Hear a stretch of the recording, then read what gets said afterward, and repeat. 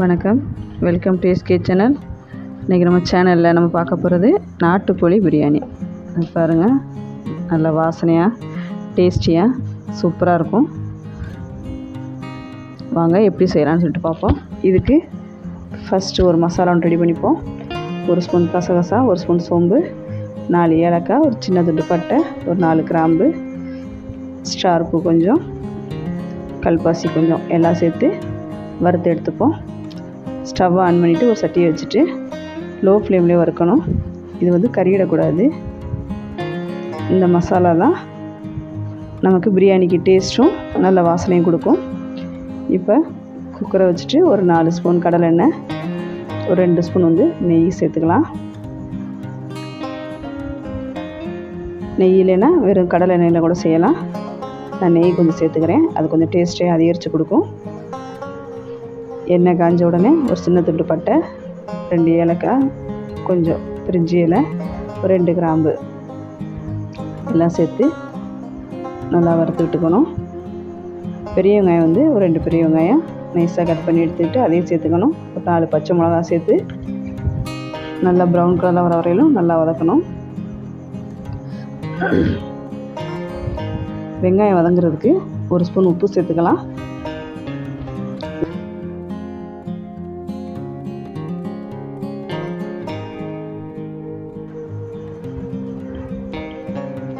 ஒரு 5லேருந்து 10 நிமிஷம் வரையிலும் வெங்காயத்தை நல்லா வதக்கி விடணும். வெங்காயம் எந்த அளவு வதங்குதோ அந்த அளவுக்கு வாசனை கொடுக்கும். வெங்காயம் வதங்கிருச்சு. இப்போ வந்து தக்காளி, ஒரு 3 தக்காளி எடுத்து ஸ்லைஸாக கட் பண்ணி உள்ளே சேர்த்துக்குவோம். இந்த மாதிரி பழமாக தக்காளி சேர்க்கும்போது நல்ல பிரியாணி வந்து தக்காளி புளிப்போட நல்லா டேஸ்டியாக இருக்கும். நம்ம லெமன் வந்து கொஞ்சமாக தான் சேர்த்துக்க போகிறோம், அதனால் தக்காளி வந்து நல்லா சேர்த்துக்கலாம். இப்போ புதினா ஒரு கைப்பிடி சேர்த்து அதையும் வதக்கி விட்டுக்குவோம். இப்போ ஆற வச்சிருந்த மசாலா பொருட்களை ஒரு கைப்பிடி புதினா, ஒரு கைப்பிடி மல்லி இலை சேர்த்து நல்லா பேஸ்ட்டாக அரைச்சிக்குவோம். அந்த அரைச்ச பேஸ்ட்டையும் இந்த வதங்கக்கூடிய வெங்காயம் தக்காளியில் சேர்த்துக்கலாம். ஒரு 5 நிமிஷம் கிட்ட நல்லா வதக்கி விடுங்க. இஞ்சி பூண்டு இடித்தது அது 2 ஸ்பூன் சேர்த்துக்கிறேன். அதையும் நல்லா பச்சை வாசனை போகிற அளவுக்கு நல்லா வதக்கி விட்டுக்குங்க. பாருங்கள், பார்க்கும்போதே எவ்வளோ கலர்ஃபுல்லாக நல்லா வாசனையாக இருக்குது. இந்த மாதிரி இருக்கும்போது தான் பிரியாணி வந்து டேஸ்ட்டாக இருக்கும். இப்போ வந்து வேக வச்ச நாட்டுக்கோழி 3/4 கிலோ அதையும் உள்ளே சேர்த்துக்குவோம். மஞ்சத்தூள் சேர்த்து ஒரு 3 விசில் விட்டு வேக வச்சுருக்கேன். அதை வந்து இருத்த தண்ணியை நம்ம வந்து அரிசி வேக வைக்கும்போது சேர்த்துக்கலாம். இப்போ 1.5 ஸ்பூன் வந்து சில்லி பவுடர் சேர்த்துக்கலாம். எல்லா கறியிலையும் படுற மாதிரி நல்லா பரட்டி விடுங்க. ஒரு 10 நிமிஷம் கிட்ட அந்த எண்ணெய் நெய்யிலே வந்து எல்லா பொருட்களும் நல்லா வேகட்டும். மூடி போட்டுருங்க. 10 நிமிஷம் வதங்கின பின்னாடி மூடி எடுத்துகிட்டு 1 ஸ்பூன் வந்து புளிக்காத தயிர் சேர்த்துக்கலாம். தயிர் வந்து அதிகம் சேர்க்கக்கூடாது. அதிகம் சேர்த்தோம் அப்படின்னா சாதம் வந்து ஒன்றோட ஒன்று ஒட்டிக்கும். இப்போ பாருங்கள், நம்ம எடுத்து வச்சுருக்கிற அந்த கறி வெந்த சூப்பை உள்ளே சேர்த்துப்போம். நான் 1.25 உலக்கு அரிசி எடுத்திருக்கேன். சீரக சம்பா அரிசி தான் எடுத்திருக்கேன். அதுக்கு 2.5 உலக்கு வந்து சூப் எடுத்துக்கலாம். சூப் கம்மியாக இருந்துச்சுன்னா தண்ணி கூட சேர்த்துக்கலாம். சீரக சம்பா அரிசிக்கு எப்போவுமே 2 பங்கு தண்ணி வைக்கணும். அதான் சாதம் வந்து வேகிறது கரெக்டாக இருக்கும். இப்போ மூடி வச்சுருவோம். பாருங்கள், 10 நிமிஷம் கழித்து ஓப்பன் பண்ணும்போது நல்லா கொதிக்குது. இந்த டைமில் எடுத்துகிட்டு உப்பு உரப்பெல்லாம் போதுமான்னு சொல்லிவிட்டு செக் பண்ணி பார்த்துக்கோங்க. இல்லைன்னா சேர்த்துக்கலாம். உப்பு வந்து கொஞ்சம் கூட இருக்கிற மாதிரி பார்த்துக்கணும். அப்போ தான் சாதம் வேகும்போது ஈக்குவலாக வரும். இப்போ அரிசியை வந்து ஒரு 20 நிமிஷம் கிட்ட ஊற வச்சுருக்கேன். நல்லா 3 டைம் நல்லா வாஷ் பண்ணிவிட்டு ஊற வச்சுருக்கேன்.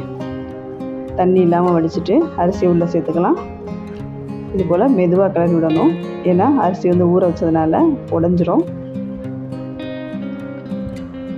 பாருங்கள், நல்லா கொதிச்சிருச்சு. இப்போ வந்துட்டு ஒரு 1/2 ஸ்பூன் வந்து லெமன் சேர்த்துக்குவோம். இந்த லெமன் இப்போ சேர்க்கும்போது சாதம் வந்து ஒன்றோட ஒன்று ஒட்டாமல் உதிரி உதிரியாக இருக்கும். லெமன் சேர்த்து நல்லா கொதிச்சிருச்சு. இப்போ மூடி போட்டுடலாம்.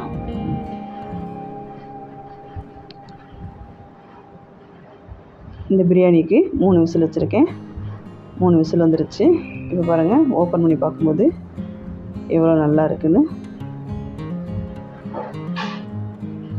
நல்லா பிரியாணி அந்த ஸ்ட்ரெச்சரோட நல்லா கமகமன்னு வாசனையாகவும் இருக்குது.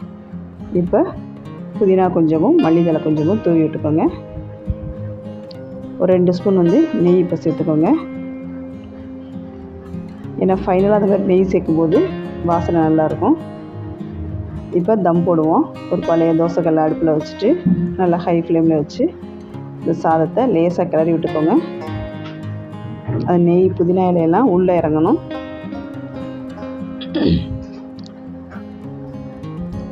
இப்போ வாழை இலை போட்டு நல்லா மூடி வச்சுருங்க. சின்ன சின்னதாக கட் பண்ணி வச்சு மூடும்போது சாதம் வெளில தெரியாது. இப்போ காற்று போகாத நல்லா மூடியாக வச்சுட்டு மேலே சுடுதண்ணி ஒரு பெரிய பாத்திரத்தில் வச்சு அதையும் வச்சுருங்க. ஒரு 20 நிமிஷம் கிட்ட தம் இருக்கட்டும். 20 நிமிஷம் கழித்து இப்போ ஓப்பன் பண்ணி பார்ப்போம். பாருங்கள், வாசனை கமகமன்னு வருது. இந்த வாழை இலை அந்த இளம் சூட்டில் வெந்த வாசனையும் பிரியாணியோட வாசனையும் செமையாக இருக்குது. இப்போ லைட்டாக கிளறி விடுங்க. இது சாதம் ஒரு 10 நிமிஷம் ஆறுச்சு அப்படின்னு சொன்னால் இன்னும் நல்லா உதிரியாக இருக்கும். நீங்களும் இதே மெத்தடில் இதே போல் செஞ்சு பாருங்கள். எப்படி இருக்குன்னு சொல்லிவிட்டு கமெண்ட்ஸில் சொல்லுங்கள்.